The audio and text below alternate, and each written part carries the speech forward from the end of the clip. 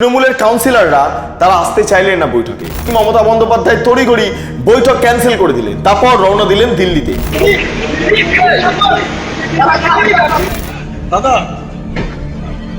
কেউ চাইছেনই না মমতা বন্দ্যোপাধ্যায়ের মিটিং এ সারা দিন। সেই কারণে যেন মমতা বন্দ্যোপাধ্যায় বুঝে গেলেন পুরো সভাটাও এবার হাতছাড়া হয়ে যাবে। তিনি ভাইপো নীতি এতটাই কট্টরভাবে তুলে ধরেছিলেন দলের অভ্যন্তরে যে সমস্ত কিছু শেষ করে দিলেন তিনি। মমতা বন্দ্যোপাধ্যায় চাইছেন ইন্ডি জোটের কাছে কার্যত পায়ে পড়তে, সোনিয়া গান্ধীর কাছে, রাহুল গান্ধীর কাছে পায়ে পড়তে ফোন করছেন তিনি বারবার, বাঁচান বাঁচান বাঁচান। মমতা বন্দ্যোপাধ্যায় দলটাকে শেষ করে দিলেন একমাত্র ভাইপো তোষণের জন্য। ফলে আজকের দিনে দাঁড়িয়ে তৃণমূল কংগ্রেস সম্পূর্ণভাবে ধসে গিয়েছে।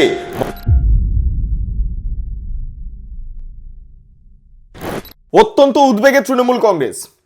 কে হবেন কলকাতা পুরসভার পরবর্তী মেয়র, সেটা নিয়ে আজকে বৈঠক ছিল এবং এমন পরিস্থিতি দাঁড়া বেঁধেছে যে সেই বৈঠককে ক্যান্সেল করতে হলো। কেন জানেন? তার কারণ হচ্ছে তৃণমূলের কাউন্সিলররা তারা আসতে চাইলেন না বৈঠকে। তৃণমূলের কাউন্সিলররা আসবেন না জেনেই মমতা বন্দ্যোপাধ্যায় তড়িঘড়ি বৈঠক ক্যান্সেল করে দিলেন, তারপর রওনা দিলেন দিল্লিতে।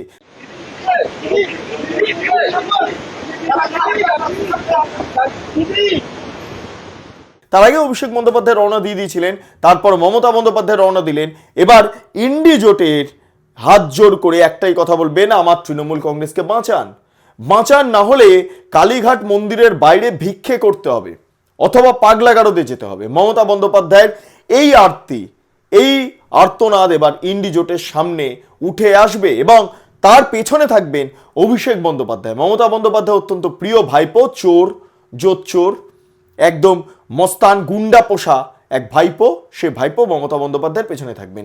এই হলো সিনারিও। মমতা বন্দ্যোপাধ্যায় ডেকেছিলেন কাউন্সিলরদের, তোরা আয়, তুই করেই তো সবাইকে সম্বোধন করেন, তোরা আয়, আমরা মিটিং করব, ফিরহাদ হাকিমের জায়গায় কাকে মেয়র করা যায় সেটা নিয়ে চূড়ান্ত সিদ্ধান্ত গ্রহণ করব।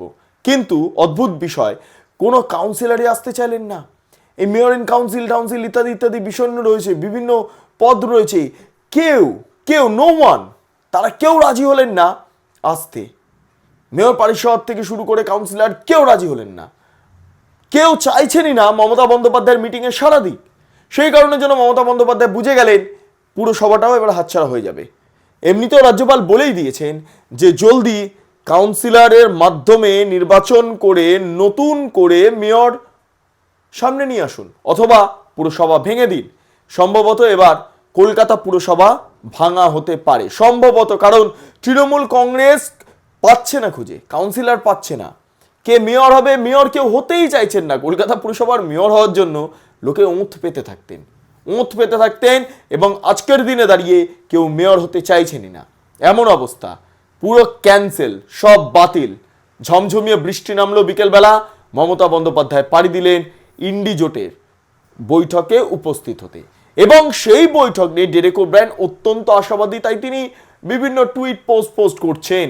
35টা দল, 36টা দল, তারা ইন্ডি জোটের সংস্পর্শে এসে তারা বৃহত্তর বিজেপি বিরোধী আন্দোলন তৈরি করবেন। আরে অস্তিত্ব থাকলে তো তৃণমূল কংগ্রেসের কি অস্তিত্ব আছে? কিছু ছবি দেখবেন, এ দেখুন ন্যাড়া করে চুলফুল কাটিয়ে চোর স্লোগান দিতে নিয়ে যাচ্ছে। বাপ্পাদিত্য চৌধুরী সেম অবস্থা, মদন মিত্র ঢিল খাচ্ছেন, ডিম খাচ্ছেন, অভিষেক বন্দ্যোপাধ্যায় তো আগেই ডিম খেয়ে গিয়েছেন। আরো কত ছবি দেখাবো। একজন শাড়ির নিচে লুকিয়ে রয়েছেন, দেখতে পাচ্ছেন, গ্রেপ্তার করতে গেছে, শাড়ির নিচে চুপি শাড়ি লুকিয়ে রয়েছেন, আরেকজন খাটের তলায় লুকিয়ে রয়েছেন। এই হচ্ছে তৃণমূলের অবস্থা।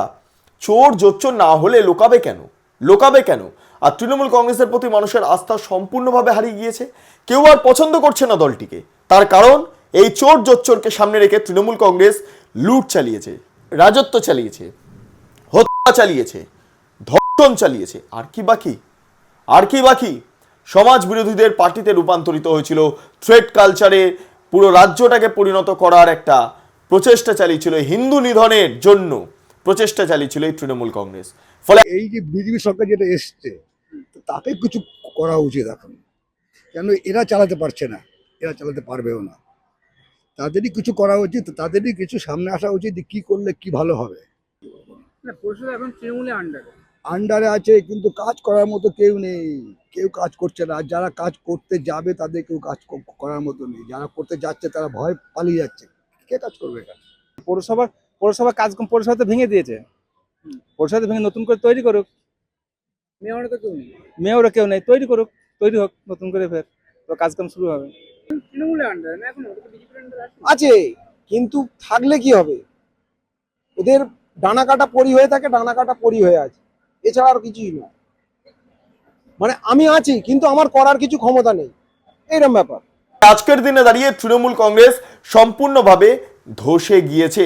মমতা বন্দ্যোপাধ্যায় চাইছেন ইন্ডি জোটের কাছে কার্যত পায়ে পড়তে, সোনিয়া গান্ধীর কাছে, রাহুল গান্ধীর কাছে পায়ে পড়তে ফোন করছেন তিনি বারবার, বাঁচান বাঁচান বাঁচান।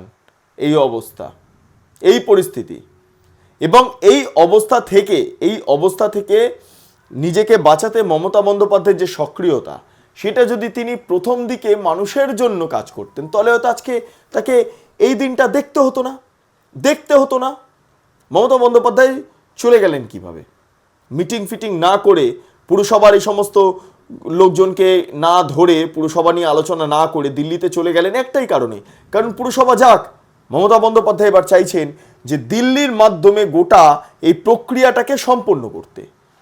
যদি যদি যদি কোনোভাবে একটু প্রধানমন্ত্রী হওয়া যায়, কুণাল ঘোষ তো বলেইছেন 29 সালে প্রধানমন্ত্রী হবেন মমতা বন্দ্যোপাধ্যায়। 29 সালে দিল্লিতে বিকল্প সরকারের প্রধানমন্ত্রী হিসেবে বাংলা থেকে মমতা বন্দ্যোপাধ্যায় লাল কেল্লায় আমাদের দেশের জাতীয় পতাকা তুলবেন। আবারও একটা ঐতিহাসিক ভুলের দিকে এগোচ্ছে। যেমন যেমন জ্যোতিবাবুকে প্রধানমন্ত্রী না করাটা সিপিএমের ঐতিহাসিক ভুল ছিল, এবার ইন্ডি জোটের প্রধানমন্ত্রী হিসাবে মমতা বন্দ্যোপাধ্যায়কে মুখ করাও কার্যত একটা ঐতিহাসিক ভুল হবে। হ্যাঁ, জ্যোতি বসুকে প্রধানমন্ত্রী না করার নেপথ্যে যেই ভুলটা ছিল সেটা ছিল ঐতিহাসিক ভুল। ঠিক একইভাবে আবারও বলছি, মমতা বন্দ্যোপাধ্যায়কে ইন্ডি জোটের প্রধানমন্ত্রী মুখ হিসাবে তুলে ধরাটাও হবে ঐতিহাসিক ভুল। আর বিশেষ করে ভাইপো, মমতা বন্দ্যোপাধ্যায় ভাইপো ছাড়া কিচ্ছু বোঝেন না। যারা দর্শকরা রয়েছেন তারা জানেন, মমতা বন্দ্যোপাধ্যায় দলটাকে শেষ করে দিলেন একমাত্র ভাইপো তোষণের জন্য। এই ভাইপো নীতির কারণে, ভাইপো প্রীতির কারণে গোটা দলটাকে শেষ করে দিলেন। আজকে এই ভাইপোর বারবারন্তের জন্য এত চুরি, লুট, ভয়, ভীতি, সব ভাইপোর রাজত্বের জন্য। যদি ভাইপোর রাজত্ব না থাকতো, তাহলে হয়তো মমতা বন্দ্যোপাধ্যায় আরও 2 টার্ম মুখ্যমন্ত্রী থেকে যেতেন। যেটা 15 বছরে শেষ হলো, সেটা হয়তো 25 বছরে গিয়ে শেষ হতো, কিন্তু মমতা বন্দ্যোপাধ্যায় সেইটা বুঝতে পারেননি। তিনি ভাইপো নীতি এতটাই কট্টরভাবে তুলে ধরেছিলেন দলের অভ্যন্তরে যে সমস্ত কিছু শেষ করে দিলেন তিনি। তাই ইন্ডি জোটের কাছে পা পড়ছেন গিয়ে, বাঁচান, দলটাকে বাঁচাতে পারলাম না, আমি সেন্ট্রালি যদি একটু কাজ করি। কিন্তু সেন্ট্রালি হবে ওটা কি করে? যারা সাংসদরা রয়েছেন তৃণমূল কংগ্রেসে, সেই সাংসদরাও তো মুখ ঘুরিয়ে ফেলছেন। সুকেন্দু শেখর রায়, জুন মালিয়া, কাকুলি ঘোষ দস্তিদার, কার নাম নেব, সায়নী ঘোষ পর্যন্ত মুখ ঘোরাচ্ছেন। এক একজন ব্যক্তিত্বরা তারা এই ধরনের কাজগুলো করছেন একটাই কারণে, কারণ তারা বুঝতে পারছেন, তারা বুঝে গিয়েছেন যে অভিষেক বন্দ্যোপাধ্যায় যদি থাকে আর তৃণমূল কংগ্রেসটা বাঁচবে না, এবং মমতা বন্দ্যোপাধ্যায় অভিষেক বন্দ্যোপাধ্যায় ছাড়া চলতে পারবেন না। সেই কারণের জন্যই আজকে দলটার এই অবস্থা। বিধানসভার ভেতরে তো চূর্ণ বিচূর্ণ হয়ে গিয়েছে, লোকসভার ভেতরেও বা রাজ্যসভার ভেতরেও একইভাবে চূর্ণ বিচূর্ণ হয়ে যাবে। ডেরেক ওব্রায়েন, দোলা সেনকে নিয়ে মমতা বন্দ্যোপাধ্যায় ভাবছেন হয়তো একটু কিছুটা ঠিকঠাক করতে পারবো সবকিছু, কিন্তু নয়। সময় শেষ, সব শেষ। মমতা বন্দ্যোপাধ্যায় পুরো সভাটাও ছেড়ে দিলেন। তিনি বুঝতে পারলেন কাউন্সিলররা আসবে না, হাজার ডাকলেও কাউন্সিলররা আসবে না। তাদের কারণ মোহনেই মেয়র হবেন, কারণ মেয়র হলেও কয়েকদিনের জন্য মাত্র, তাতেও কিছু করার নেই। লুট চচ্চুরি কিছু করতে পারবে না, কারণ সরকারটা তো আর নেই তাদের। ফলে লুট চচ্চুরি কি করে করবেন?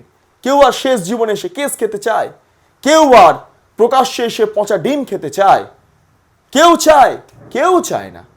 ফলে এটাই হচ্ছে আসল ছবি, এটাই হচ্ছে আসল ঘটনা, এটাই হলো বাস্তব চিত্র। যাই হোক, আপনাদের কি মতামত অবশ্যই আপনারা কমেন্ট সেকশনে জানান। আপনারা এতক্ষণ ধরে দেখছিলেন বেঙ্গল লিবার্টি। চ্যানেলটি অবশ্যই ভালো লাগলে লাইক করুন, সাবস্ক্রাইব করুন, শেয়ার করুন, বেল আইকন ক্লিক করুন। www bengalliberty.com, সেখানে ক্লিক করুন, সমস্ত খবর আপনাদের জন্য সাজানো রয়েছে। পাশাপাশি আরও দুটি YouTube channel, Bengal liberty live এবং বেঙ্গল লিবার্টি নিউজ, সেখানেও বিভিন্ন খবর আপনাদের জন্য রয়েছে। আপনারা দেখুন, ভাবুন এবং ভাবা প্র্যাকটিস করুন এবং সংশ্লিষ্ট চ্যানেলগুলি লাইক করুন, সাবস্ক্রাইব করুন, শেয়ার করুন, বেল আইকন ক্লিক করুন। স্বাধীন, কাঁচিহীন এবং গেরিলা সাংবাদিকতার পাশে দাঁড়ান। অসংখ্য ধন্যবাদ।